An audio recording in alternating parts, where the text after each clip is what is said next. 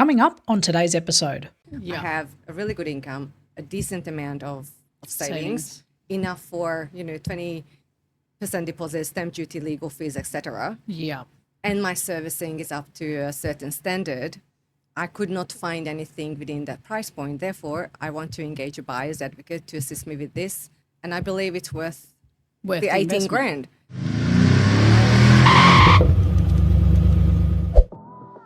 Dodgy advice and bad decisions can cost you big in real estate. We're here to make sure that that doesn't happen. Welcome to the No BS Real Estate Podcast. I'm your host, Jo Agresta, and it's time to take control of your property journey together.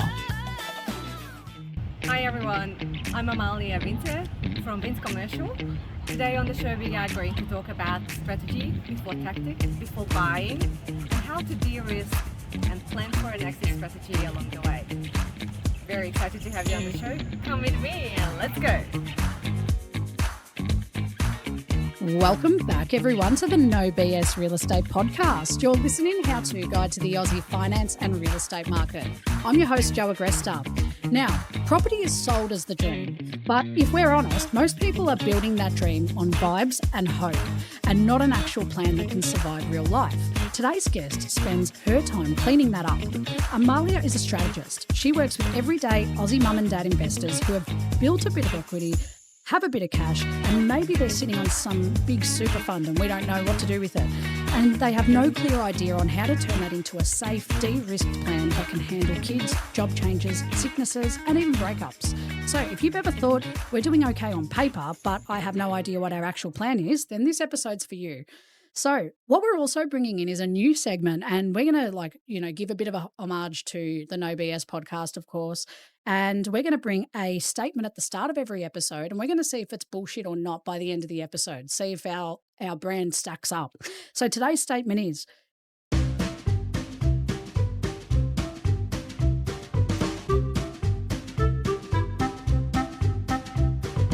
if your property can't survive job loss, a baby, or a breakup, it's not a strategy, it's a gamble. So we're going to sit on that and we're going to come back to it at the end of the episode to decide if it's a no BS statement or if it's total bullshit. Amalia, welcome to the show. Thank you so much for having me, Jo. I'm super excited to have this chat with you today. Me too, because we've known each other for a while now. Yeah. We've been hanging out and it's been so fun, and we talk way too much, and then we don't talk enough about business. And I'm like, You know what? I was talking to Steve and he's like, what about Amalia? I'm like, well, yeah, she needs to come on the show. And then when we had our catch up the other day, literally we were running out of time. I was like, I know. I had so much more to say to you. So that's why I'm so happy you're here. So we do have 4 hours for this episode, right? Yeah. We're going to be here 4 hours. And for those that don't know, we're coming to you live at the moment from South Beach in St Kilda. We are right on the beach. Like, how good's the view at the back? It's so beautiful. You You could have not picked a better spot for this. Especially with today's weather. It's a bit trying. It's a bit hot. My first thing after your episode is I might dive into the beach water, all clothes. Yeah, just head first. I don't care. But we're coming up to the end of the year. It's the silly season and things are always busy. So, like all good stories, Amalia, let's start with you. Let's take us into the beginning. When someone asks, Amalia, what do you do? How do you explain that in a simple way? The simplest way to explain, I'm a strategist. So not here to give advice or really, I'm not a financial planner, I'm not a broker, not a real estate agent, but I have all those qualifications. And I worked in the industry for so long that what I found, my primary focus now is just strategy. Right. So it's because you've got all these qualifications and understanding that makes you a bit of a weapon in the space. Yeah. Because you can't, a lot of people, when you talk to a buyer's advocate, even I'm a buyer's advocate by trade, you're very focused on property. And then you can't blur the lines too much of finance chat, and you can't blur the lines too much of any legal chat. And we all try to dabble in it and strategize. But the fact that you've actually said, no, I'm a strategist. I'm not going to tell you you should buy this and you should not buy that. I'm just going to look at the numbers and see what's going to work for your life. That's it. It comes down to data. Yeah. So taking the emotion out and just looking at facts and figures, statistics, and then make the decision, rather than making the decision based on, a really good sales agent selling you something, and there's plenty of them out there. I was like, I know how you feel. I was like, if you don't know from our socials. But yeah, I totally hear that. Yeah, and you need to be very clear on where are you heading. So that's what most people miss when they're starting to get into property, even their own home. Yep. Like, how long are you going to stay there? What is the purpose? Is it going to be big enough for you and your family if you're planning on expanding your family? Is it a short-term thing? Is it a long-term thing? Like, no one actually sits down. They just go out and buy with emotion. It is so true. Like, I talk about that a lot, like the buying with emotion. It's so true. Like, they're often not looking at the numbers, or they don't. And look, to be fair, we're not taught as, everyday Aussies, how do you do this? Unless you've become a real estate agent, unless you've become someone in this industry, you have no idea. You're just kind of on a whim and a hope. And it's all emotion, and that's all you can do. So, no, I love that. And in the property and finance ecosystem, where would you say that you sit alongside, like, the brokers, the buyers, and the buyers, agents and accountants? When do you usually step in? Are you at the very beginning, or what? Like, where's the best place to engage you? Yeah, ideally in the very beginning. Yeah. But most of the time, like 99.9% of the time, I end up with investors and clients at the end when, things are not working out. They've been, searching for an investment property for even years.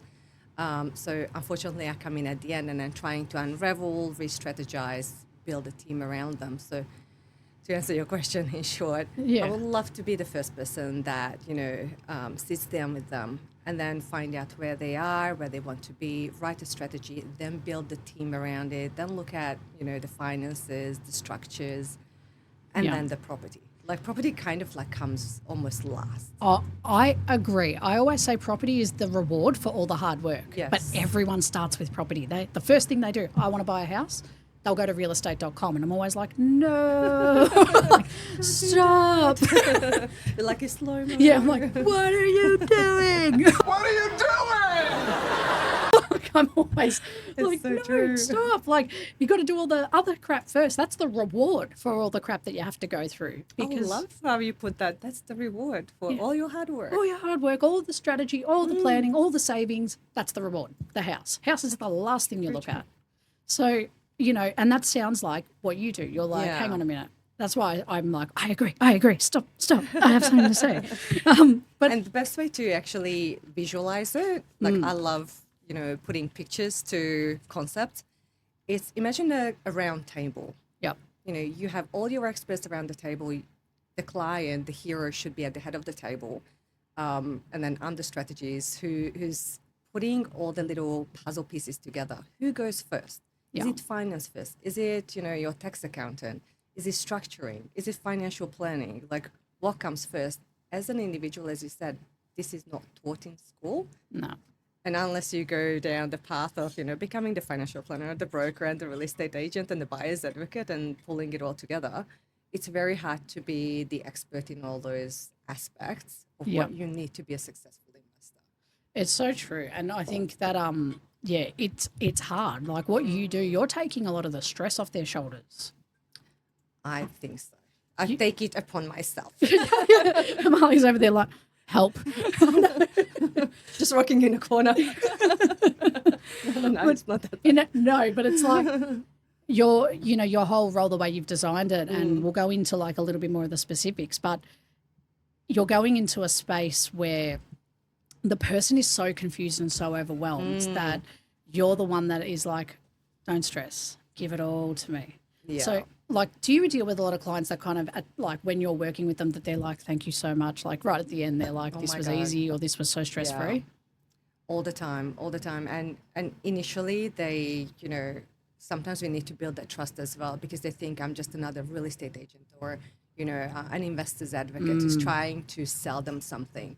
Yeah. And when I tell them, like, I'm not here to sell you anything. It's purely just a strategy. Make sure that, whatever you're doing, we're trying to de-risk it every step of the way. Yeah. And that kind of comes from my background. So my background is actually not property, not investing, not development.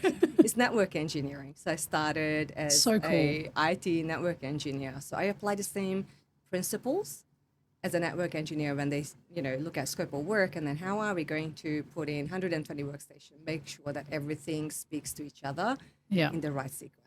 I think that's important. Like and engineers always have an appreciation for an engineer's brain because problem solving is a big part of what engineers do, right? And seeing a problem in you guys dissect it differently to everyone else. And you get to the root cause of the problem, and you work backwards and you find solutions. So I love that you've applied that kind of, knowledge that you have into this space, because it's needed. Structure is needed in this industry. And I feel like there's a lot of stuff that lacks structure. So let's paint a picture for me of a typical kind of person or even a couple, right, whoever you work with, that comes to you for the first time. What stage are they usually at in their journey? And what are the main things that they're worried about when they've come to you? I'm probably going to pick a couple of the most recent ones. Yeah, go for it. When I deal with couples, there's always a driver, someone who really wants to do this investing thing, and the other one who sits back and criticizes. Yeah, you've got the skeptic and the optimist. Yes. So true. So from a couple's perspective, right now, the highest number of them are around that 40 to 43-year-old. Yeah, so right. They might have a couple of kids. They've been working, the partner's back after having the kids at home, etc. And now the kids are growing up, so it's not putting that much financial pressure and time pressure on them. Yeah. So now they can start to think about, all right, what are we going to do in 20 years when we retire? Yep.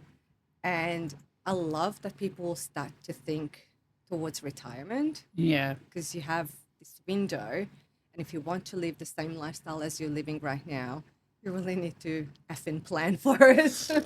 Yeah, you're telling me. Yeah. So ideal client or investor, they have a home, they have a couple of kids. They're starting to think about, all right, what are we doing here? We only have our own home. We have no other assets. There's nothing, they don't even understand maybe SMSF or investing with their super. And really high percentage wouldn't even know what they have within the superannuation. It's so true, because we see super as like the last, it's end of life. Then you retire. Yeah, that's and right. then you don't even check it. No. And if it's invested too aggressively, or you're not checking in on it, you could end up with a lot less than what you're expecting. And that's, I think, something that we're going to get into, part of the structures that you talk about in your strategies. So today's episode is really about how does Amalia plan? How do we get into the nitty gritty, right? Because from your perspective, what's the biggest misconception people have about strategy compared to just buying another property? Whoa, where do I even start? Because people think strategy is a tactic. Yes. I'm going to buy something off the plan, or I'm going to build a house on land because then I save on stamp duty, or, you're buying time when you're buying off the plan as an investment. But that's not a strategy. That's a way to get into the market. That's a tactic. So strategy comes before you even get there. Is it interesting? Can you actually do it? Yeah. Most people think, they go to the bank and then, because they always do. Yeah, it's always. Loyalties, if you've been with XYZ Bank, you always go back to them because they always looked after you. It's not like it used to be. It's not 1980. They don't care. No, you don't have a private banker anymore that you turn up to, and they will pour you a glass of champagne while you discuss your finances. If they did that, I'll go to the bank. I know. They don't do that there. Absolutely. They do it at the Louis Vuitton store. Bad investment idea, don't do that, okay? Real quick segue. When I proposed to my partner, I had to go buy a ring, and I got it custom designed. And when I went into the jeweler, I didn't know what to expect, and she sat me down. I got into the biggest fight with my partner that night because I said I was going to run late from work. I had a whole experience, a champagne experience. I was a little bit tipsy. I picked her ring. I was very happy, and I couldn't tell her about it. So she's like, why have you taken so long? I thought you were getting dinner. And I'm like, yeah, I'm so sorry. Please don't be mad. And I'm like, fuck, if she only knew what I was really doing, she wouldn't be mad. Why do you smell like champagne? Yeah. And she's like, why have you been drinking? I'm like, I've been out with my boss. And then she's like, What? That is Like, so funny. leave me alone, shut up. I digress. But yeah, you're right. You don't get the champagne No, service no, like no. I did when I went and bought a ring. So yeah, that's kind of like the first start of the real problem. You go to one bank, and the one bank bases their lending feedback to the investor based on what information they already know. Yeah. So they don't dig deep enough, from an investment perspective. They just give whatever is on their screen, and then they get given a figure. And what does the investor do, or potential investor, startup investor? They go out and they start to look in their own street, or they go to a barbecue and they hear from, Uncle, auntie, Yeah. dad, mum. yeah, a friend who's done really well in property 20 years ago. Yeah. We talk about the uncle at the barbecue all the time. That's Yeah. the analogy. It's like you go to a barbecue, There's always an uncle. there's an uncle, there's a rich aunt. That's like, And this they is how you are have to do it. experts. Expert. And it's like, oh, when did you buy your last one? 1986. Okay. It's like, why are you paying so much for this, house on land package in, let's say, in Wallet, where you could go down the road in this street and you could pay 1.8 million. I think that's like, it's so true. It's like you've called out a really important factor there. It's the Yeah. influence from the outside, because you've got to, you called it out before. You said you have to build trust with your clients to say, look, I'm not a buyer's advocate. I'm not trying to tell you what to buy. I'm trying to make a strategy to help you actually execute it. So then at what point do all the professionals start coming into it? Do you work with their like advocates or accountants, or are you kind of like lining them up to hand off to those people? It depends on where they at when they Yeah. come to me. So they might already have a broker. They might already have a financial planner or a tax accountant that they feel like, they trust. But then when they introduce me to their specialist and I start to ask the hard questions and they can't answer it, and I do it openly, that's when we have a private discussion with the client and reassess. So is this person actually serving you or preventing you from moving forward? Yeah. Because if they can't answer like simple questions like what will be, the CGT implications or what taxes should we be aware of, should be structured is a little bit different to minimize tax. Yeah. And if they can't answer it, they're not the right people. They could So be a true. brilliant tax accountant to do your tax returns as, a PAYG Yep. individual. But if they're not well versed in property investing, in structuring for the future, then That's a they're not the nightmare. right for you. So you do have to pick your team extremely carefully, because just because someone is a good lawyer, just because someone is a good accountant, a broker, it doesn't mean it suits your journey. And are you helping your clients kind of pick, like you have a team of people that you, not a team, but your own like partners and people that you trust, that you're like, actually, who's really good for this, I'll Yeah. recommend you to that person. Do you kind of help guide them if they don't have anyone? Definitely. And Yeah. and I always have, a group of brokers that I work with, and new ones always come in. Like there's so many brilliant talent that's coming into the market from the big banks, and they're Yeah. going out on their own. And I love that because they know the policies inside out. Like So they true. super like compliance is everything for them. But they're also creative because they have seen so many deals. Yeah. Like hundreds and thousands where, your local Broker. not broker, what's it called? The bank. Or the bank teller. Yeah. It's like, oh, Yeah.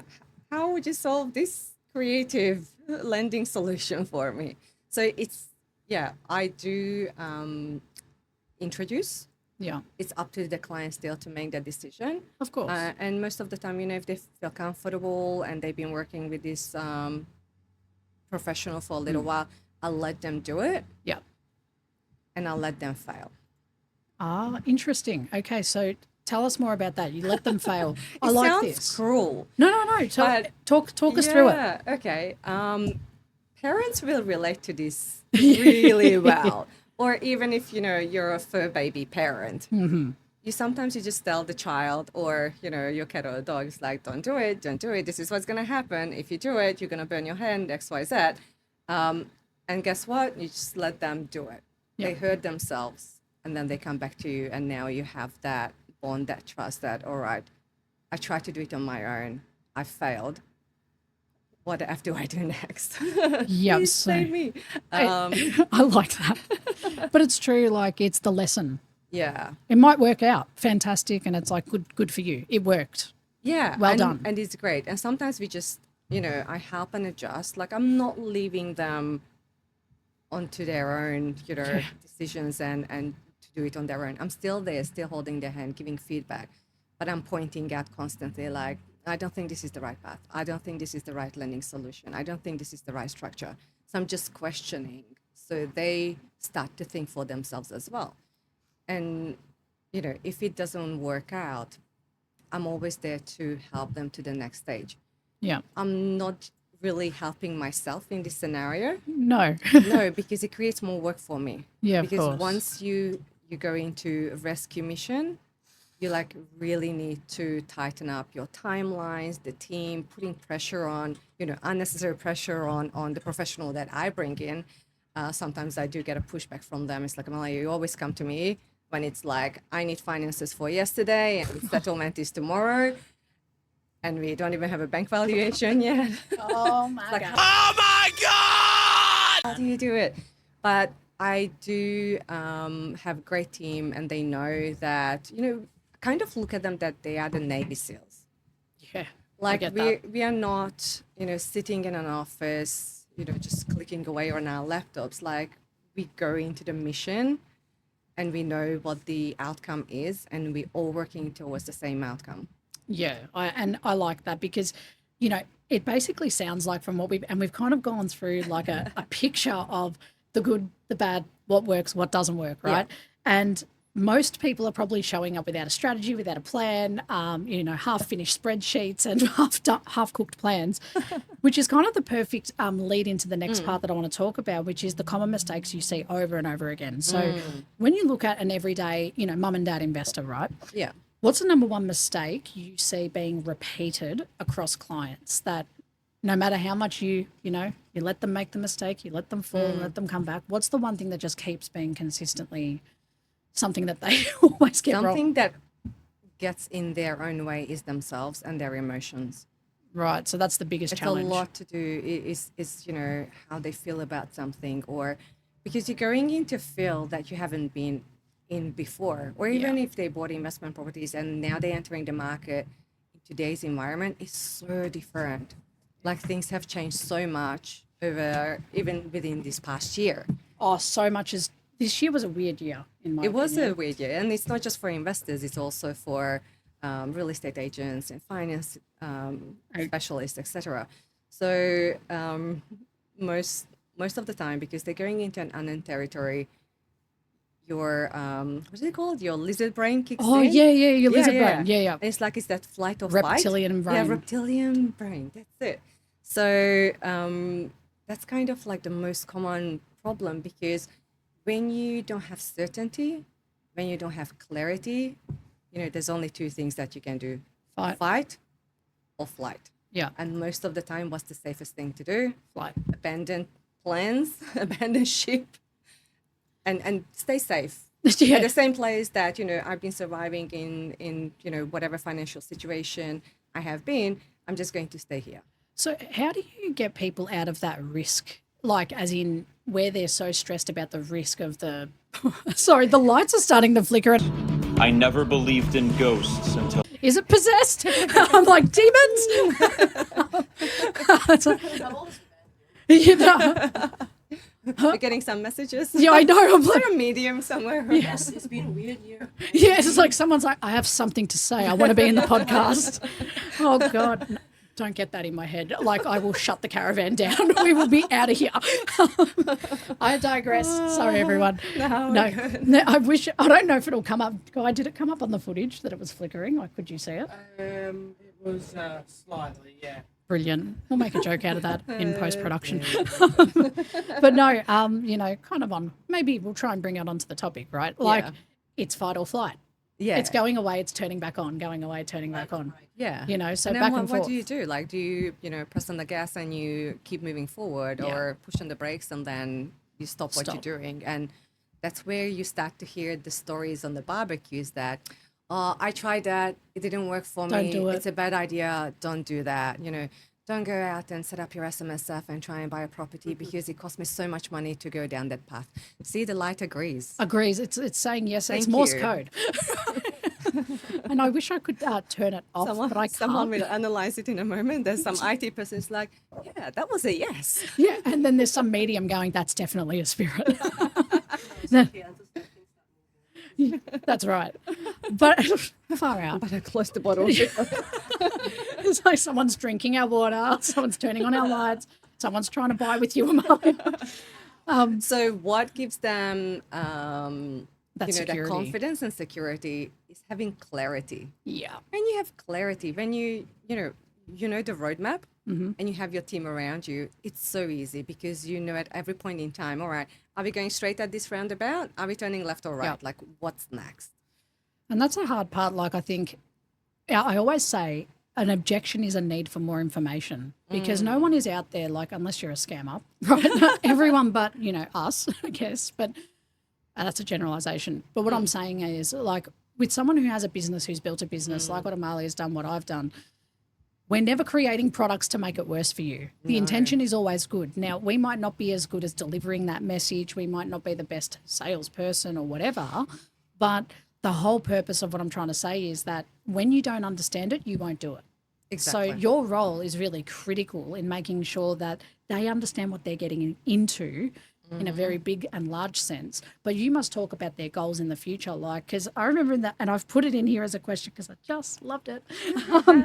But like you mentioned to me that you were saying you often talk about the hard stuff, like what ifs that people don't want to talk about. What if you have kids? What if you break up? What if you divorce? What if someone passes away? Like you're going so deep with these guys. It's like a psychology lesson. I always call people in property psychologists. It is we kind are. of like that. And you should be, like, you need to. Yeah. Otherwise, it's surface level. Yeah. Unless you go really deep, then how can you actually guide that person in the right direction? No, you can't. And then de-risk it as you go. So with my clients, I always start with the end in mind. It's like, what are we working towards? Yeah. So if you use the road analogy, it's like if you want to get to, to Queen Street in the city, it's like, what's the shortest, fastest, safest path Yeah. today at this minute? Because I can guarantee 15 minutes later it will change again. So you probably experience that when you have a GPS. You type in the address and then it keeps adjusting or suggesting something else. It says there's a 4-minute faster route. Would you like to go down this path? And you're like, Yes. oh, yeah. But what doesn't change is your destination. Yeah. Most of the time investors, because they don't know the clarity of the destination, they change the destination. So true. And then you end up somewhere where you didn't want it to be with a bad investment, in Wagga Wagga. Oh, yeah, wagga. Poor wagga wagga. I can say that because I have personally invested in Wagga Wagga, okay? Okay, so you're like, all right, here are my lessons. Here are my lessons. Please take it. And like, how often do you see clients like who already own a couple of properties, right? For instance, and on paper it looks good, but then when you start digging into all of it, you're like, what's the strategy? Is there a strategy or a goal behind the reason Yeah. why they've got all these properties or these portfolios? Yeah, and it changes. So, before this question, Yeah. well, the other question that we digressed from. Yeah, sorry. I'm going to fire up questions all the time. So this is, Because people's circumstances change. yeah. So sometimes you do need to also adjust the goal because it becomes unrealistic or, it's not equitable anymore. Got it. Starting off the family, getting married, divorce, like things that it's just life. Life happens and you can't really avoid it. So you design your portfolio in a certain way and then things change. You have to readjust it, reset a new goal, and then go again. And this is where those questions about the what ifs are so important. Yes. Yeah. Yeah. And I love asking those questions. I know it sounds a little bit morbid or dark, but I personally had to think about it. So, I went through a divorce, repartnered, went through a horrible separation, pretty much lost all my portfolio, had to rebuild Wow. again. So, your circumstances and your goals constantly change. And Yeah. then being a single mom, like, how do how? Yeah, It's how do you so how? hard. Yeah, how do you even how? I like that. And then, when you set up structures, like how do you actually de-risk that structure too, in case of a divorce? Yeah. What happens? What happens if you lose your partner? And it's such a really sad thing to think about. Yeah. But you do have to look at it. It's like, are you able to maintain your portfolio or your joint portfolio the same way? Or what's going to be the plan? Then you need to start to put insurances in place. See, the ghost agrees again. The ghost Like, agrees. you need insurances. You need a will in place. You need a plan in place. What happens if the worst case scenario happens? And I personally went through it. So I had to sit down with my family lawyer and, yeah, a couple That's of a lot. hours, pretty much a whole box of Kleenex tissues. Yeah, of course. Because you're bawling your eyes out because you have to make decisions. It's like, all right, if I pass today, who's going to look after my son? Yeah. Who's going to, like, oh, my parents will look after him, or his father will look after him, his biological dad. What if he's not there anymore? Oh, then it's my brother. What if he's not there anymore, or he's not capable? Jeez. What happens if your parents are not there? It's like, oh, he's going to be an orphan. And then Yeah. what do you put in place to protect not just your child and his future, but your assets, so no one else can come in and take advantage of that? So Yeah. there's so many strategies that you can put in place, and specialists will help you do that to ensure that whatever you're building today will last for generations. And that's a big thing right now, building that generational wealth. It's a huge topic. Yeah, we're not doing it just for ourselves, and especially now the baby boomers. Yeah. Yeah. And the new generation who's probably not really up to the mark yet to hold that amount of wealth. Yeah. It's going to be a really interesting time. So It's that Yeah. plan. That's why your role is so crucial in and why I wanted you on the show, because I'm like, I haven't had someone that actually just does the strategy side of it. Like, yes, there's always buyers advocates that, do parts of strategy, but a lot of, and this is the clear distinction I want to make. What Amalia is different from, and correct me if I'm wrong, but when you go to a buyer's agent, we're strategizing on property. How to get the right property and the asset, and all of the data that we look at is all very much related to property and your financial position. And we don't even do your finances. We work with your accountant. Yeah. And we're talking to them. Your accountant is doing the same thing. They're guiding the buyer's agent on, okay, well, you're allowed to go and buy something to this limit. And as soon as you hit that limit, if you go more, you're going to screw them. So everyone's working together. What Amalia does different is she's pulling it all back before. The best time to engage her is before you do all of that. Absolutely. Because then you're going to walk in with a plan of where is life?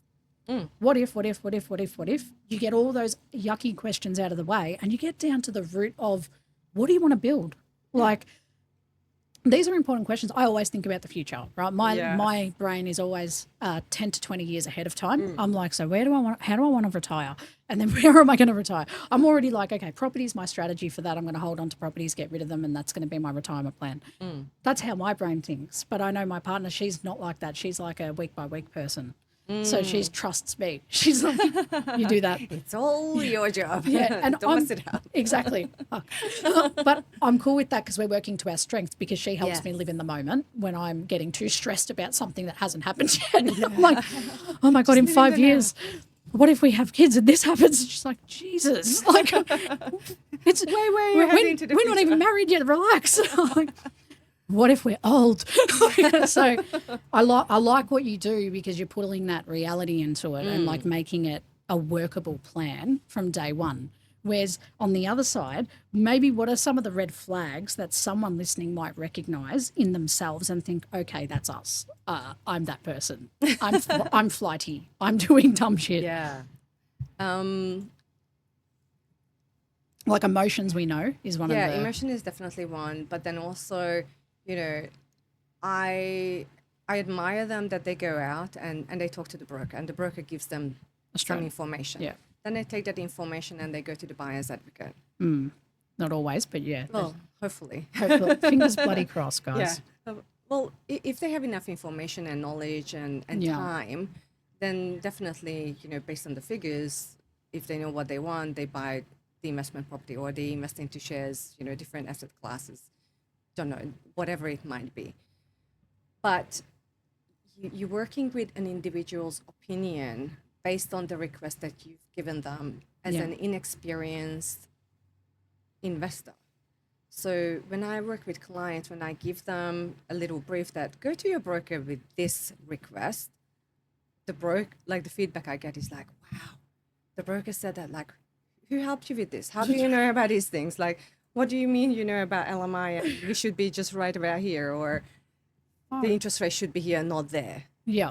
So I'm kind of like that little fairy godmother. Yeah, you're like, don't It's like- stress, darlings.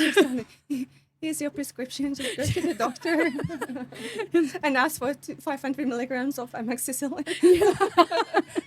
I'm not a doctor, but here's what you should be telling Yeah. the doctor. Because if you give the right brief to that professional, then they give you the right thing back. But Yeah. if you go in with no knowledge and you're relying on them to solve your problem, they are not being paid for it. Correct. And that's an issue. It's an issue, but it's also created my position. That's so true, I yeah. can go in and fill those gaps. So I'm holding everything together for them and guiding them through the whole process and challenging the feedback. Because sometimes, that person, the specialist, broker, tax accountant, financial planner, they're so inside Yeah. the work that they don't see the potential outside of it. It's like, oh, how about we do this? Yeah, it's like there's no other possible option outside of what they Like, this is the plan box for. and we work within the box and that's all there is. And then Yeah. if you know the Matrix, what if there's no spoon? It's so true. And I think a lot of these mistakes show up in how things are owned, where super fits into it. And usually that's where everyone's eyes glaze over when you start talking about structures and like how to do it. So I want to pull this apart in a very simple way.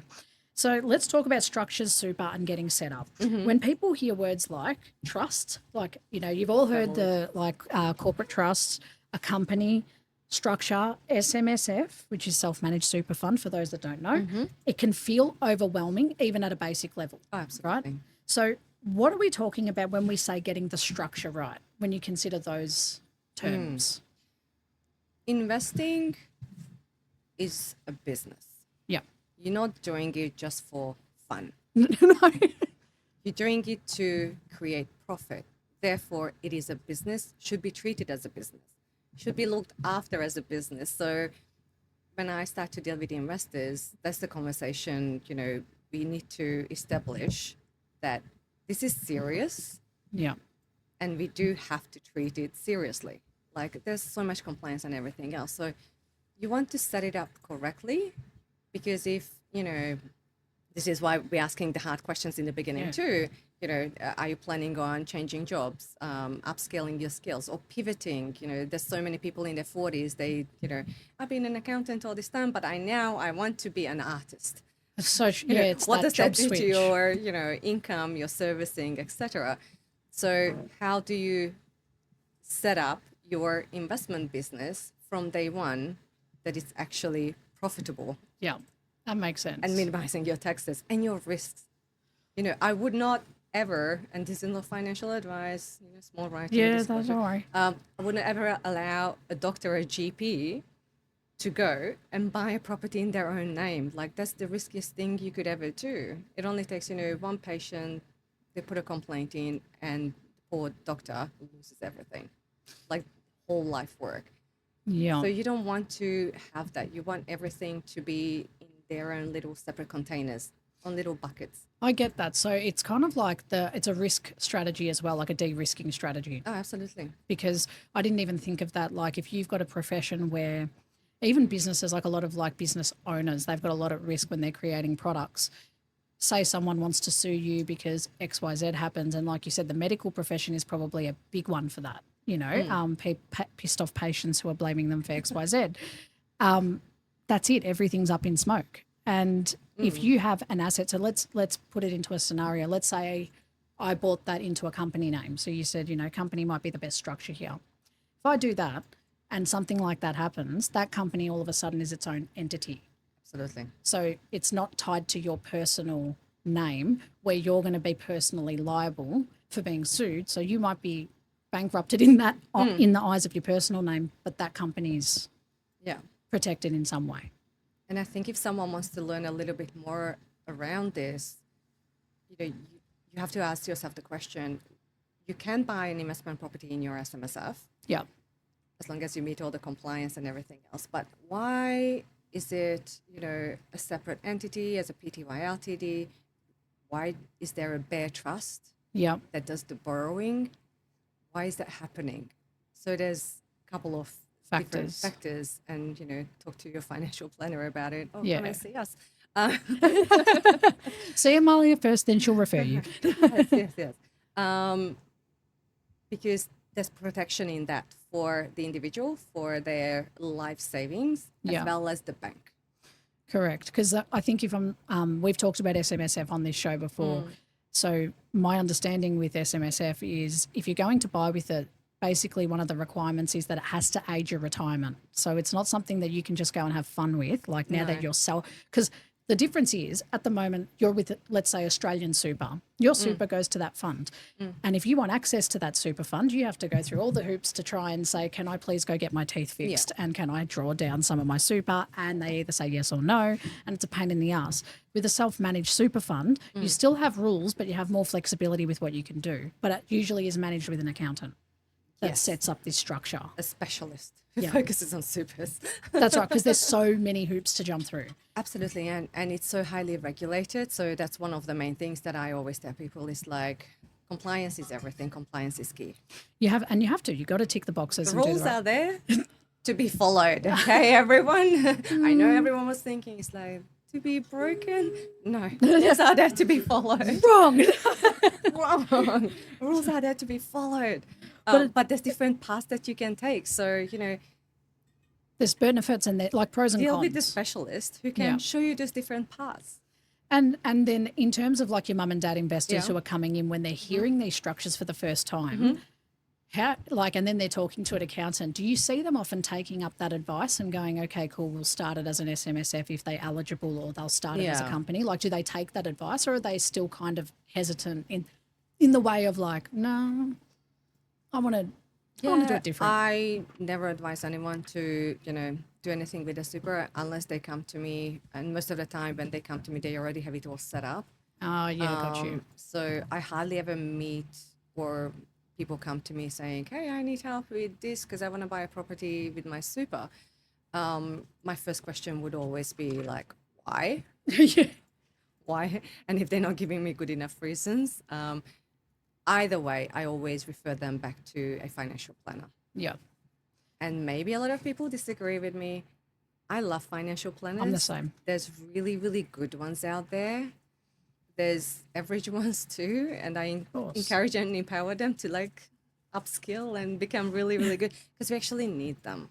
We do. Like we've had financial planners on the show, some excellent ones. Love it. And I always talk about it's not spreadsheets and getting Excel open and thinking you can manage a budget. That's like the management, day to day, looking at stuff, I almost think we need zero accounts for our houses. That's how I see it. Personal accounting for my house. Correct. If I want to manage anything. But that's what a financial planner and accountant do for you. They've got those platforms and systems to take that stress out of it. So you're held accountable to your spending. So if you've got a goal, like how hard is it when you get someone who says, I want to buy 6 houses and I want to do it in 2 years?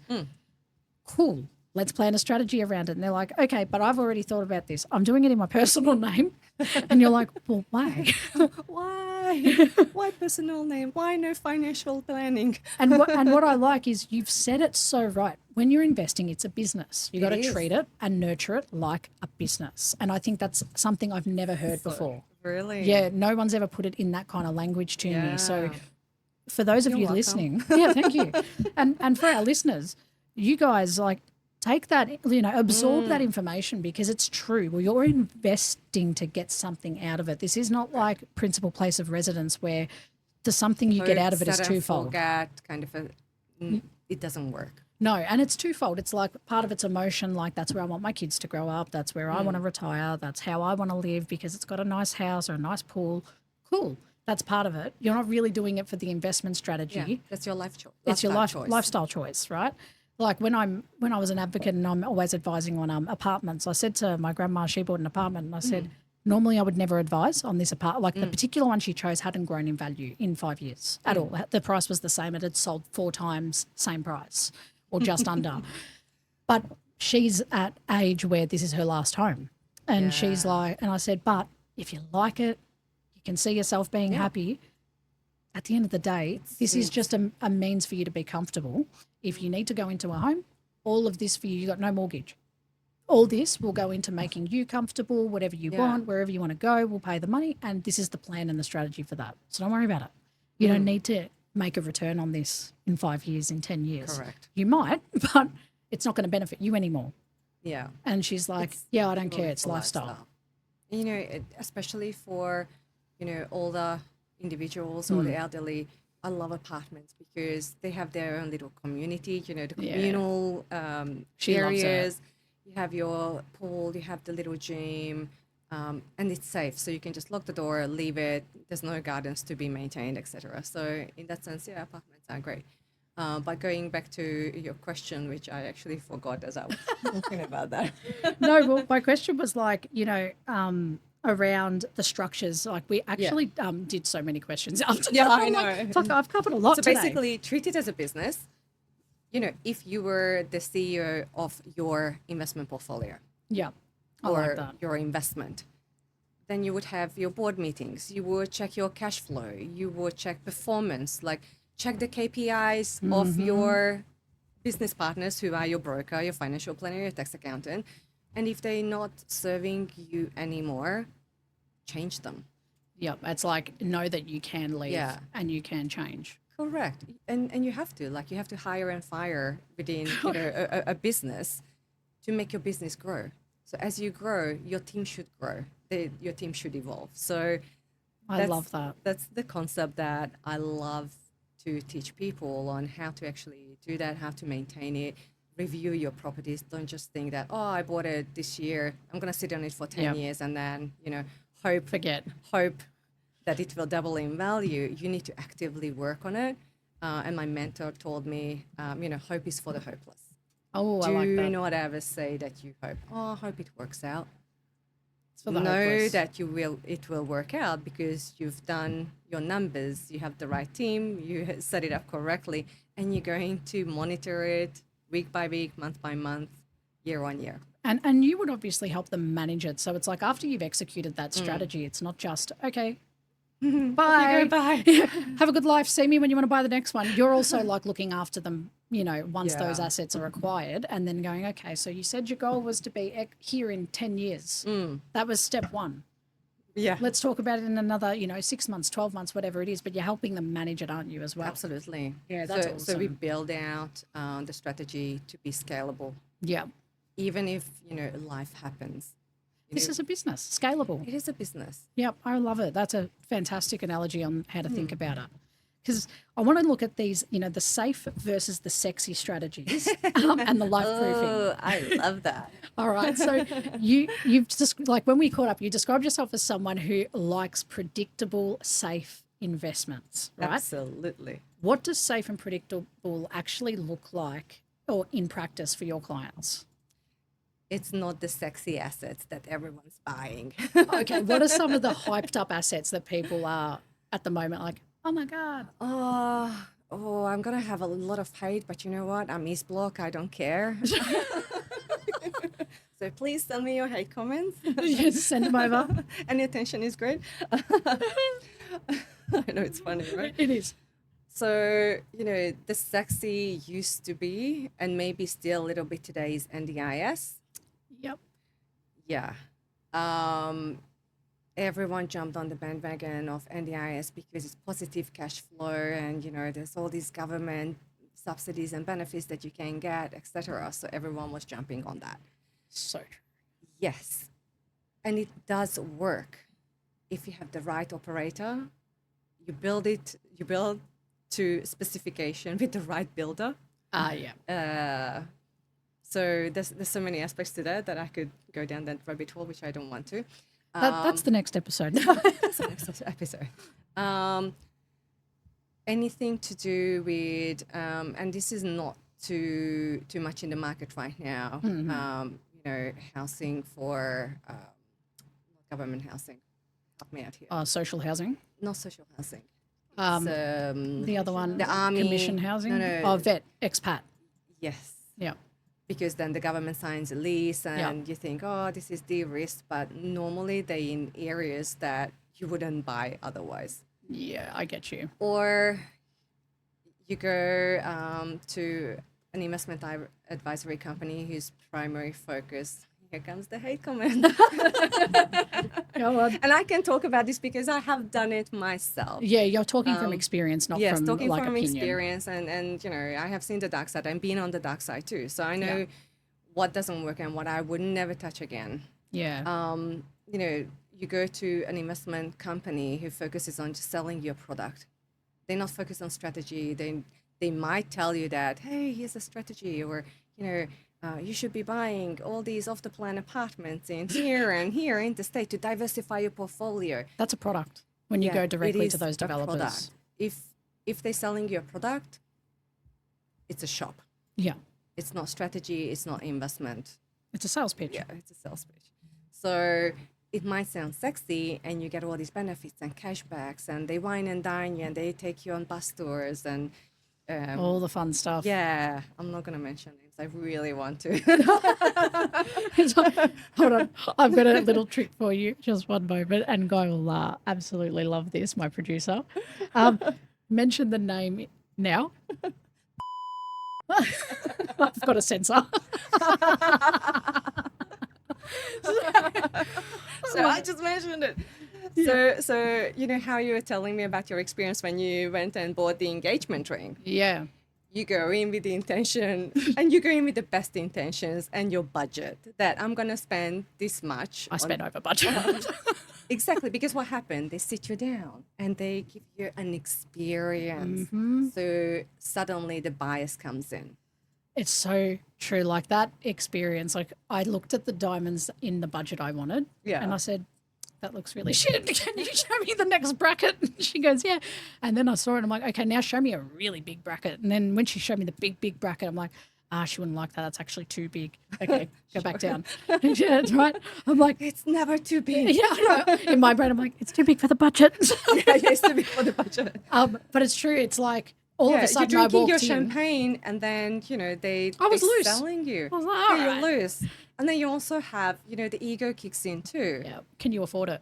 Can you afford it? I can afford it. Fuck you. Yeah, exactly. Yeah, you want to see? I'll put 20,000 down now. It's like, no, I can't. Don't do that. She'll kill me. Why did you say that? Exactly. It's like, you want to see how much I have? It's what happens at auctions too. It's like Exactly. auctions. I always say are ego. We won't go into that. No. Brain rot. So but again, yeah. that's sexy. Buying at auction and you're the winning bidder. bitter. Yeah. Guess what? You're the winning bidder because you paid the most out of everyone. Everyone stopped. Yeah, You just kept everyone else going. stopped because they reached saw. their budget limit, but you just kept going. And if you can, that's great. Like I'm If not you saying think it's worth that it, whatever. exactly. Yeah. And sometimes it's worth it because if you can add value to the property, so it's not a bad idea to buy at auction if you have a plan and a strategy to add value to it. Yeah. It and makes sense. capitalize on it. So these are some of like the examples of those shit, sexy assets Yeah, that they're people sexy. that Yeah. people fall into. Oh yeah, and do you want more hate? Yeah, all right, go on. Open it up. Now everyone's excited about the Olympics Yep. in Brisbane. Mm-hmm. I have a lot of investors who have bought in Brisbane and they've done extremely well. Like their properties have gone up in Performed. value. Yeah. And now I'm going in and asking them, it's like, what are we going to do now? Are we consolidating the portfolio? Are we recycling this equity? Are we, offloading these properties? No. I'm going to wait until, the Olympics finish. Oh, so here's the sexy investment Yes. So area. think about this. Everyone has the same idea. They're getting into the market now. They want to ride that upward swing, and then they want to exit the market. Like it's going to be a mass exodus. And guess what's going to happen to the market? Crush. Time travel. Let's see if Amalia was right. All right, we'll come back to this episode in a Let's few come back to this. Yeah. But it's Because, so true. yeah, if you think about is that herd mentality. When everyone's doing it, It must be a good idea. do the vanilla. When everyone's going that way, do something that's different. So right now everyone's doing, residential properties, and I love it, and it works sometimes. But I love commercial at this point in time, and for the next 4 to 5 years, I reckon commercial property investing is it. Please don't go out there and start buying up shit. Yeah, it's like no.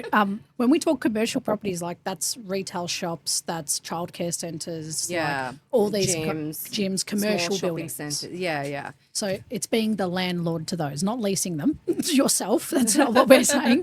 You're the landlord. Yeah, in this you're the scenario. landlord. You buy it and you lease it out to a tenant, like a long-term tenant.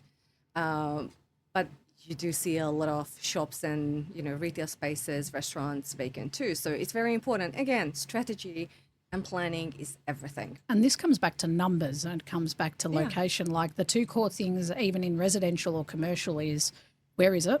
So suburb-wise, state-wise, where are we looking? And does it match the numbers? Like, does it meet all that criteria that it should meet? And what kind of asset is it?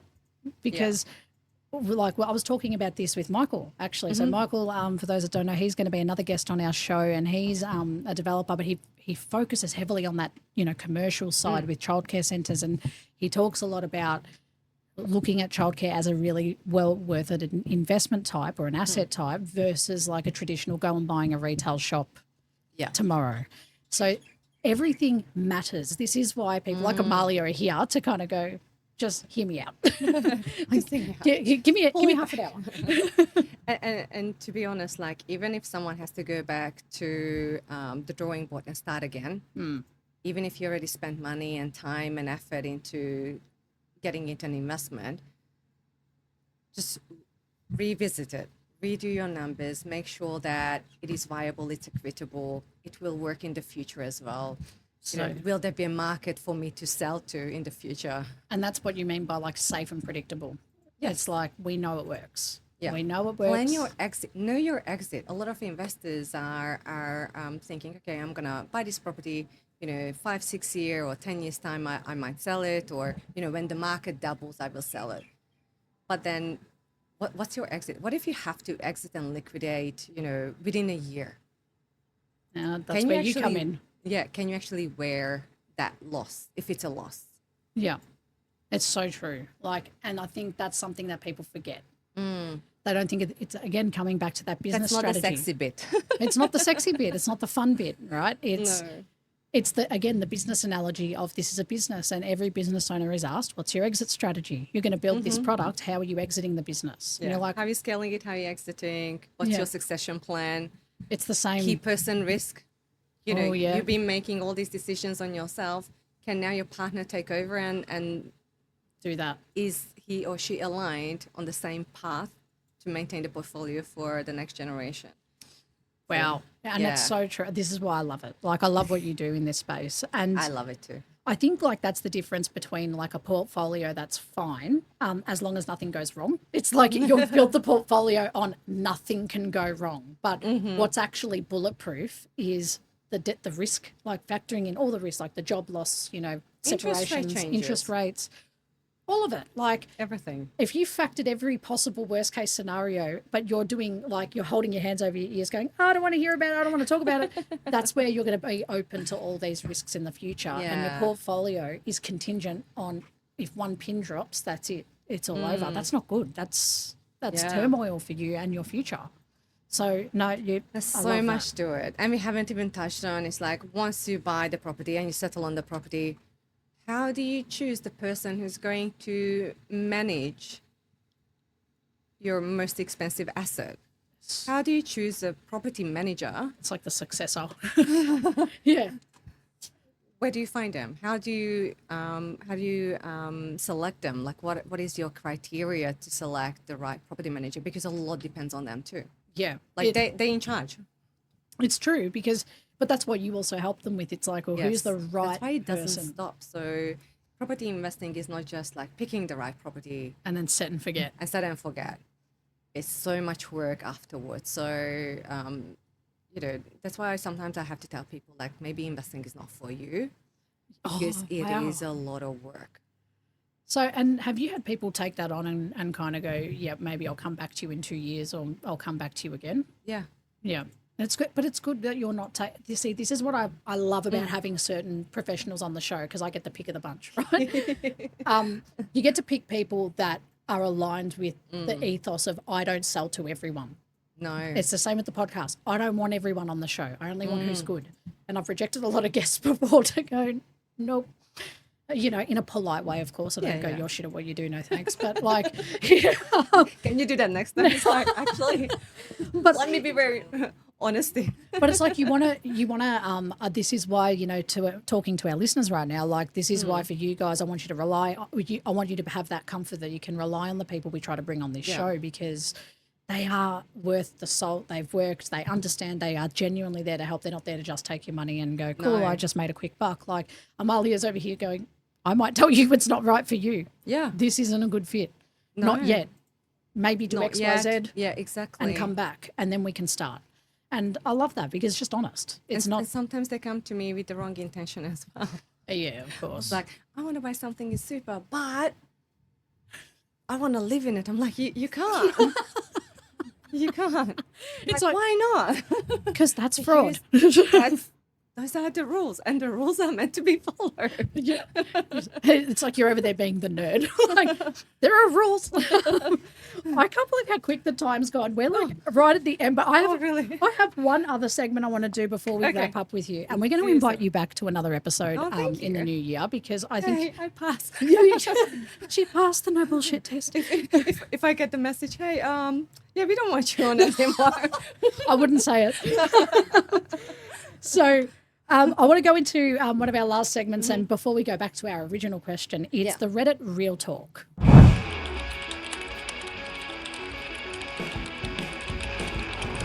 Okay, so Love this is it. what we do is our listeners sometimes will send us posts from Reddit about certain things, investing, buying, all these different topics, and they want us to then unpack it with a professional on the air and get their opinion. So today, you're the professional giving your opinion. So I'm going to read out this story, and I just want to get your take and how you would help this person. So it reads, the post is, first investment property and buyer's agent fee. Is this normal?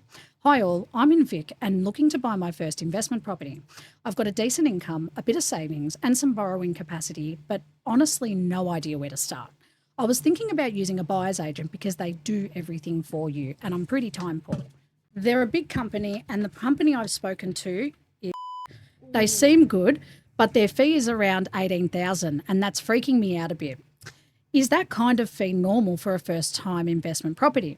Should a newbie investor be paying that sort of money, or am I better off learning more myself or getting help another way first? I don't want to get ripped off, but I also don't want to stuff up my first purchase. Thanks in advance. When you hear this situation, what's your first reaction as a strategist? Does this sound like someone who needs a buyer's agent, or is it someone who just needs a clear path? You're asking me the obvious. And I want you to say it. Yes. So this person definitely needs more clarity. The reason why he's already, it's a he? Yeah. Why he's already asking, is this the right thing to do? Because he has no certainty. When you have certainty and clarity, then you know it's the right thing to do. Yep. But it started off so vague. I have good income, I have some savings, I have some servicing. I'm like, you need to be specific. Yeah. I have a really good income, a decent amount of savings. Enough for 20% deposits, stamp duty, legal fees, etc. Yeah. And my servicing is up to a certain standard. I could not find anything within that price point. Therefore, I want to engage a buyer's advocate to assist me with this, and I believe it's worth the 18 grand. Because if that person is unsure that is it actually worth the 18 grand? Yeah. Well, that's the thing, right? Yeah. Who's going to make that decision for you? You need to have that clarity and certainty for yourself that, you know what, if worse comes to worse and they don't find me the right property, I'm okay to lose that 18 grand. Yep. I can walk away from it. And this is what I want to learn along the way. And I guess before someone hands over that 18 grand, like to a buyer's agent or whatever professional, what are the absolute non-negotiables that you want them to have clear? Like things like their goals, numbers, risk tolerance, life plans, all of that before they make that decision. Absolutely. Yeah. That makes sense. I think the product comes at the end. You know, Yeah. you need to build out your shop Yeah. before you put the stock into it. we're always going to come back to business with this one. I love It's it. always business. Because I also had businesses, so I always think about it. I'm like, you know, what is the product that you want? Because you go to a buyer's agent, and let's say this person's borrowing capacity is $1 million. Yeah. Can you fit the elephant into a 2x2 little retail shop? So, what are you actually buying, and is that going to serve you? Yeah, it's Because like the what are you buyer's getting in agent is return? not there to write your strategy for your portfolio's outcome. They basically are the chemist. Yeah. You go to the chemist, you give them the script. This is what I want, and then they're gonna ask you, you know, do you want the cheaper version of it, or are you happy with the original brand that the doctor prescribed? Yeah. So you have to have your prescription ready, and be certain that that's what you need before you give it to a buyer's agent. And it's worth the money if it delivers that product. And I know that a lot of advocates, like they do part of that strategy discussion with their clients at the start where they ask them those life questions like, Yeah, they well, ask them. what's the planning? Where are we going? Why are you buying? How much money? And Yeah. then they start connecting them and they try and do an element of that. But ultimately, their core focus is the asset. Yeah. It's what are That's you how buying? they get paid. Correct. Because if they don't find that asset, then, well, there's no pay. money there, No, right? not invoiceable. Not not Going back to deductible. business. So I like the way you've answered that. And I guess if this person was sitting in front of you instead of posting online, so let's say, you know, they're Yeah. talking directly to you, what would be one of the first, like 1 to 2 steps that you would walk them through before they sign anything with either you or anyone else? Yeah. I always take them through a fact find session. Yeah. Like, is your situation suitable for investing? If not, you know, I give my time for free Oh, wow. because they're not going to be an investor today. If they're going to be an investor, then it's great. I hope Yeah. they choose me. If I'm not the right fit, that's fine too. But you do need to provide a service before, you know, you need to date before you marry or get engaged. So at the point of engagement, which Yeah. is, you know, when they engage you as their consultant Yeah. on this journey, from there the real work starts. But initially, you know, I just go through, look at their current situation, where they want to be. Is it realistic? Yeah. Can they do better? That's also something that I noticed recently. You know, I have investors come to me after they've been through building a portfolio and they're thinking, okay, next I want to buy a bigger property or what I want to do a townhouse development myself. Like doing a townhouse development versus, you know, doing something even bigger, let's say a childcare center, there's not that much of a difference Yeah.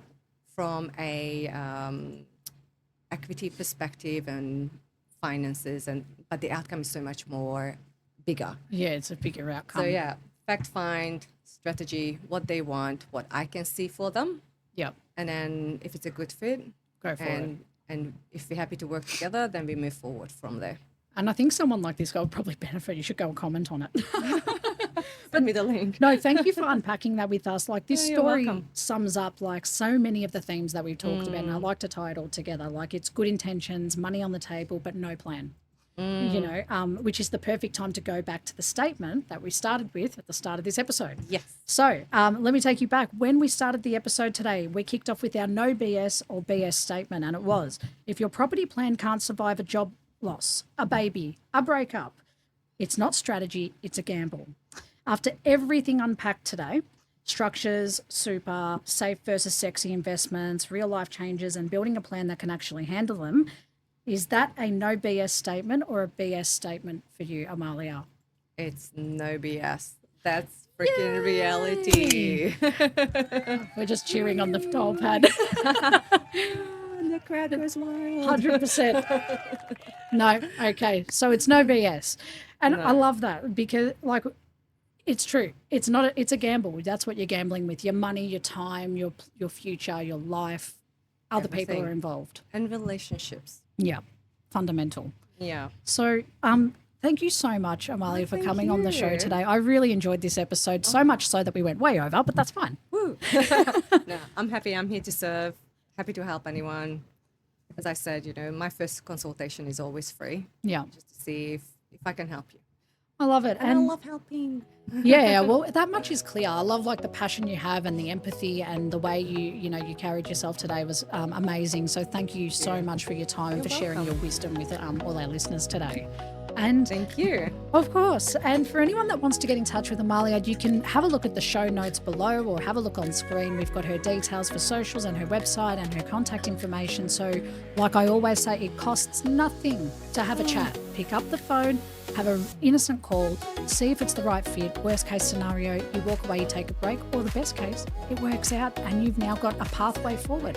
So take the leap. A call costs nothing. Thank you for listening to the No BS podcast, and thank you, Amalia, for being here once again. Thank you so much for having me. We'll catch you next time on the No BS podcast. I'm Jo Agresta, and we'll catch you next time. That's a wrap for this episode of the No BS Real Estate Podcast, powered by Abodey AI.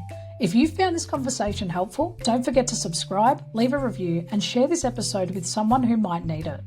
If you're looking for more guidance on your home buying journey, you can visit www.abodey.com.au for expert advice, property insights, and the tools you need to find the right home with confidence. If you're already on your journey, you can also download our app. Just search Abodey AI on the App Store or Google Play. Have any questions or want to connect, you can follow us on Instagram at abodey.com.au or send us a message. We'd love to hear from you. Thanks for tuning in, and we'll catch you in the next episode.